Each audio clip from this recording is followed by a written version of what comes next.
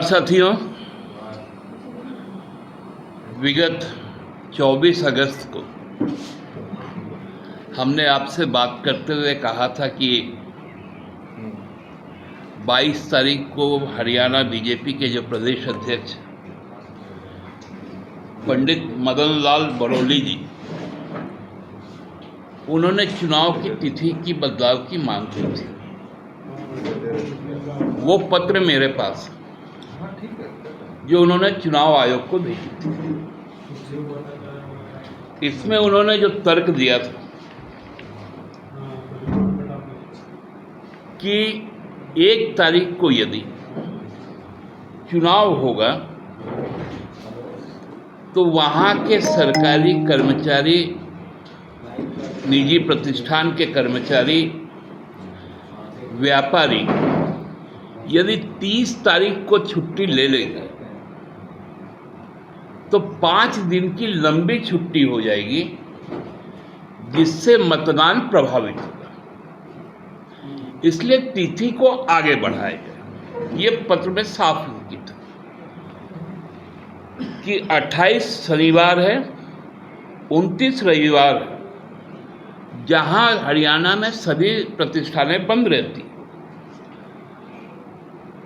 और 1 तारीख को मंगलवार को जो होना था मतदान, और 2 तारीख को गांधी जयंती, नेशनल हॉलीडे। तो यदि 30 तारीख को कोई 1 दिन का छुट्टी लेगा तो 5 दिन लंबा छुट्टी मिल जाएगा और वो अवकाश में निकल जाएगा। ये उनका पांडित्य था, क्योंकि पंडित है। अब चुनाव आयोग ने भी उससे बड़ा अपना पांडित्य पेश किया। क्या किया कि 5 तारीख को मतदान की तिथि की घोषणा कर दी कल। अब मजेदार तथ्य अब आपके सामने है कि 2 तारीख को गांधी जयंती, नेशनल हॉलीडे है। 3 तारीख अग्रसेन जयंती है, जो हमारे राज्य में भी छुट्टी का दिन है, और हरियाणा में भी वो लिस्टेड स्टेट हॉलीडे है। एक दिन 4 तारीख बचता है। यदि उस दिन छुट्टी ले ले तो 5 तारीख को तो इलेक्शन के दिन का छुट्टी है, वो शनिवार है, सरकारी कार्यालय भी बंद रहेंगे, और 6 तारीख को संडे है, तो वो भी एक छुट्टी है। तो फिर यही 5 दिन, मतलब 30 तारीख को लेने से 5 दिन का छुट्टी, और 4 तारीख को लेने से 5 दिन का छुट्टी।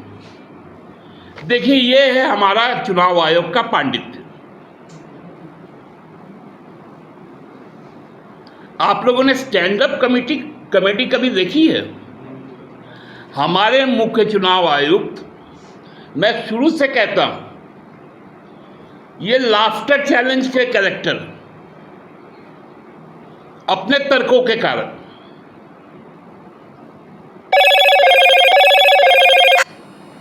उन्होंने कहा था कि लेवल प्लेइंग ग्राउंड देंगे,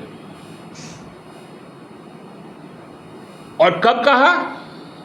जब हरियाणा में 2 दिनों तक के प्रवास के बाद, जम्मू कश्मीर के बाद हरियाणा गए, उसके बाद दिल्ली लौटे, गृह मंत्रालय के सचिव के साथ बात की, जो वाणिज्य सचिव है उनसे बात की,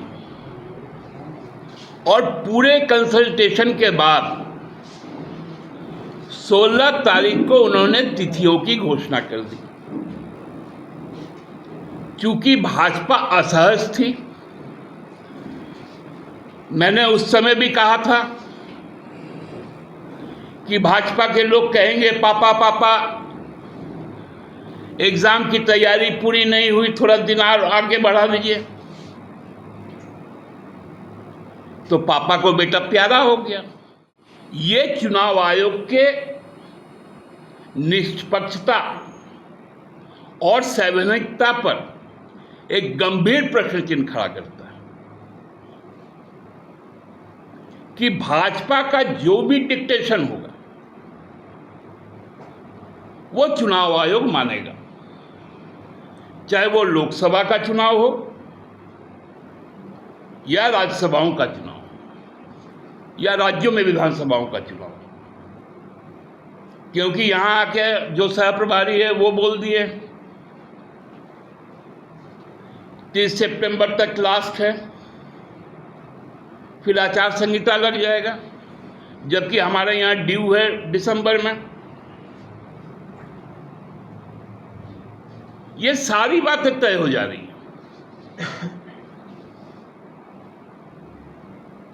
इससे क्या हो?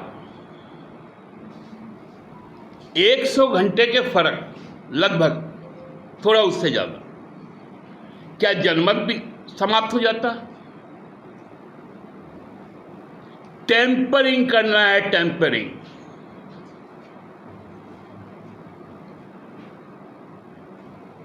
चुनाव को अपने माल प्रैक्टिस से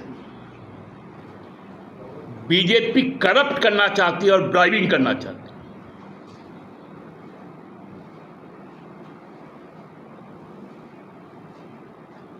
यह गंभीर समस्या है आज के दिन, और मुझे यह आशंका थी कि यह होगा।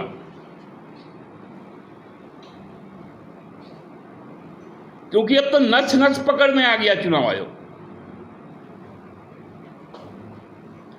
लोकसभा चुनाव के पूर्व इस राज्य का उन्होंने दौरा तक नहीं किया।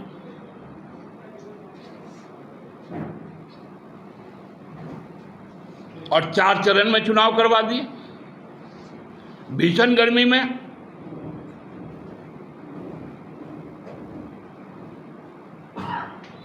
उसके बाद माफी मांगते हैं। एडीआर ने कहा कि पोल वोट से ज्यादा काउंट वोट है, आप जांच करवाइए। उस पर चुप्पी साध ली।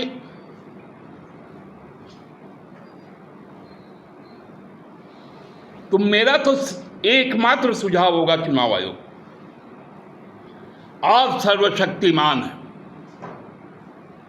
आप हरियाणा में भाजपा सरकार बनाने के लिए 90 में 89 सीट, 89 सीट बीजेपी को अवार्ड कर दीजिए और 1 सीट खाली रख दीजिए। दिल्ली से जो नेता तय होगा मुख्यमंत्री का, वो फिर जाके वहां पर बाई इलेक्शन लड़ेगा। उसी तरह जम्मू कश्मीर में भी कर दीजिए, महाराष्ट्र में भी कर दीजिए और हमारे राज्य में भी कर दीजिए कि 80 सीट भाजपा को दे दीजिए। उसके बाद कोई यदि फिर से भाजपा में शामिल होगा तो वो उपचुनाव उस 1 सीट में जाकर भाजपा का मुख्यमंत्री हो जाएगा। अब चुनाव आयोग का दायित्व बस इतना रह गया। प्रहसन कर रहे हैं लोग, प्रहसन। नाम के आगे पंडित लिखते हैं।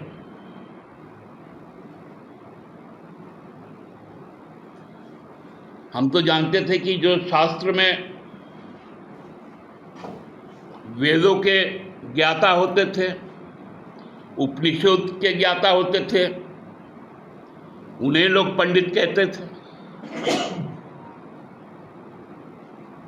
ये पंडित जी तो बिरले पंडित निकले कि एक दिन को 5 दिन गिना दिए, फिर चुनाव आयोग उससे बड़ा पंडित, फिर एक दिन को 5 दिन बना दिया, ये पंडितों का लड़ाई लोकतंत्र के लिए शुभदायी नहीं है। मुझे इतना ही कहना था।